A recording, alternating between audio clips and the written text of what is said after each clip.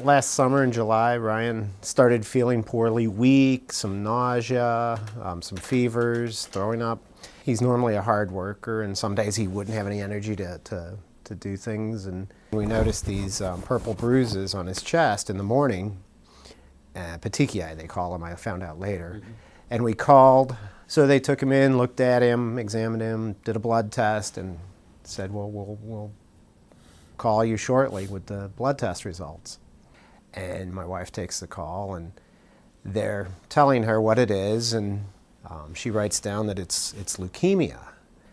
And she gets off the phone, and we both look at each other, and one of us, I don't know which one of us, said that God is in control. And we had an incredible calmness about us that wasn't us. Up to Children's we went, and that started, Ryan's year of treatment. A week into it, they did some blood tests, and we're finding very little evidence of the leukemia. So the first week of chemo did what they wanted it to very effectively. And then he started complaining of some pain in his sinuses up here, and that's when they found a fungus. That fungus turned out to be really his biggest threat. And then they also found evidence in the x-rays of the fungus in his lungs. And after that, then they were using some very, very powerful antifungal medicines. At one point, he was receiving infusions of white blood cells, granulocytes is the medical term.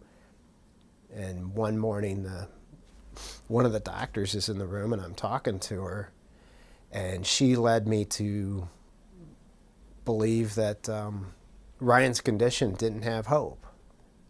I was left with a morning. Ann came, and Ryan heard all this as well, and he was just as calm as can be, and I'm sitting there really struggling not to just freak out. My time to go home, and I'm like, I'm going to stay here. And she took Ryan over to Freighter for hyperbaric oxygen, and I just had a few hours in the room where I just fell on my knees and held my hands up to God. Later that day, another doctor from the infectious disease department came over, Dr. Havens, and he's looking at the charts, and they're showing the progression of his lungs and showing all this negative results. And then he's looking at Ryan, and Ryan's sitting up in a chair. I forget what he was doing, and laughing at Dr. Havens' jokes. And he goes, "I don't think he's that sick."